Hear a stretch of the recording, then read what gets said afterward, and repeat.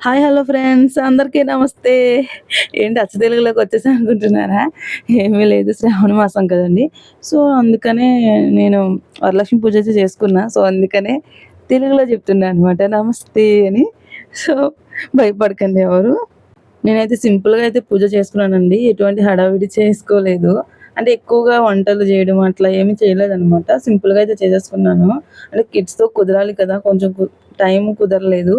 So, చాలా ఎర్లీగా లేసాను. అయినా సరే నాకు పూజ అయ్యేసరికి చాలా లేట్ అయిపోయింది. మార్నింగే చేస్తాం కదా! సో, ఫ్రెష్ అయితే ఫస్ట్ అయితే నేను గడప అవన్నీ క్లీన్ చేసుకుంటున్నాను అనమాట. తోరణం కట్టేసి గడప పసుపు రాసి ముగ్గయితే ఏస్తున్నాను. సో, బయట కూడా ముగ్గేసానండి. ఆ ముగ్గు చూసి కామెంట్‌లో తిట్టకండి. ఎందుకంటే నాకు పెద్దగా ముగ్గులు రావు. సో, వచ్చినట్టుగా సింపుల్‌గా అయితే ముగ్గేసాననమాట. అయినా శ్రావణ మాసం పౌర్ణమి ముందు శుక్రవారమే చేయాలా? మిగతా శుక్రవారాలు చేయకూడదా? అని నాకు డౌట్ వచ్చిందండి. అంటే లేడీస్‌కి కొన్ని కొన్ని ప్రాబ్లమ్స్ వల్ల పౌర్ణమి ముందు శుక్రవారమే కుదరాలి అంటే కుదరదు గదా! కొన్ని కొన్ని సార్లు. ప్రతిసారి నేను అనను, అందరికీ అని అనను. కొన్ని కొన్ని సార్లు కుదరదు గదా! అంటే ఏ వారం చేస్తే బావుంటదో మీకేమైనా తెలిస్తే నాకు చెప్పండి. అంటే శ్రావణ మాసం అంటే ఏ వారమైనా మంచిదని కొంతమంది అంటున్నారు. కొంతమంది మాత్రం ఈ శ్రావణ మాస శుక్రవారం సెకండ్ శుక్రవారమే చేయాలంటున్నారు. నాకైతే తెలీదు. అందుకని మిమ్మల్ని అడుగుతాను. మీకెవరికైనా తెలిస్తే నాకైతే కామెంట్‌లో చెప్పండి.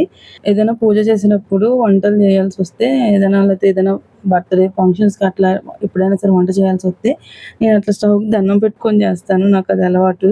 మంచిగా రావాలి వంటలన్నీను కూడా. అందుకనే సో, దాన్ని కూడా మీరు తప్పుగా అనుకోవద్దు. సో, స్టవ్‌కి దండం పెడుతుందేంటి వీడియో కోసం చేస్తున్నా అట్లా ఏమనుకోవద్దు. నాకు అలవాటు.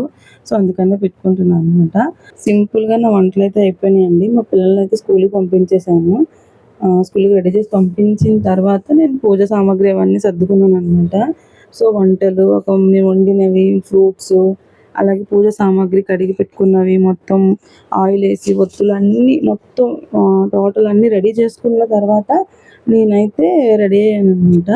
సో, రెడీ అయ్యి అప్పుడు పూజ స్టార్ట్ చేశాము. సో, నాకు పెళ్ళవ్వక ముందు వరకు కూడా తెలీదండి. అంటే వరలక్ష్మి పూజకి బుక్ చదువుతారని తెలీదు.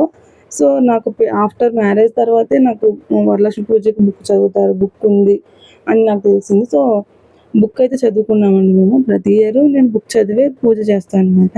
మేము అన్ని పూజలు కూడా మాక్సిమం కుదిరేంత వరకు కూడా ఇద్దరం కలిసే చేస్తామండి.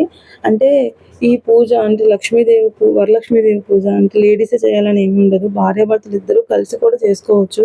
అందులో తప్పులేదండి. ఏ పూజ అయినా సరే ఆడవాళ్ళకే అనేది ఏమి ఉండదండి. ఇద్దరూ కలిసి చేసుకోవచ్చు. ఇక నా పూజ అయితే కంప్లీట్ అయిపోయిందండి.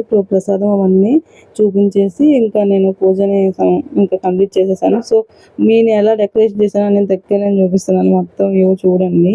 అలాగే వరలక్ష్మీదేవి పూజ ఎందుకు చేస్తారు అని అంటే పెళ్ళి కాని వాళ్ళు అయితే మంచి భర్త రావాలి అని చేస్తారు.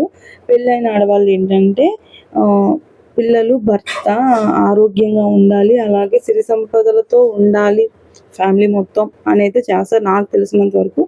లేదు ఇంకేమైనా ఉన్నాయి రీజన్స్ అంటే మీరు కామెంట్‌లో అయితే చెప్పండి.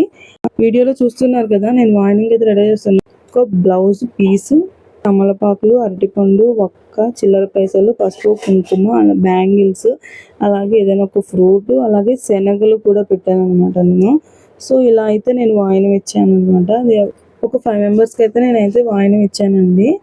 అందరికి వాయినం ఇచ్చిన దాకా ఏం తినకూడదని అన్నారండి చాలామంది. సో, అందుకనే ఇంకా ఆ రోజేం తినలేదు.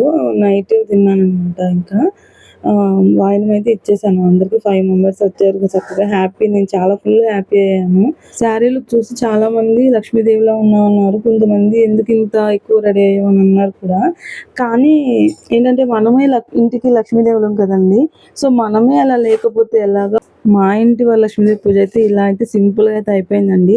నేను నా కోసమే కాదండి మన సబ్స్క్రైబర్స్ కోసం కూడా దండం పెట్టుకున్నాననమాట. అందరికీ మంచి జరగాలని. Thank you all.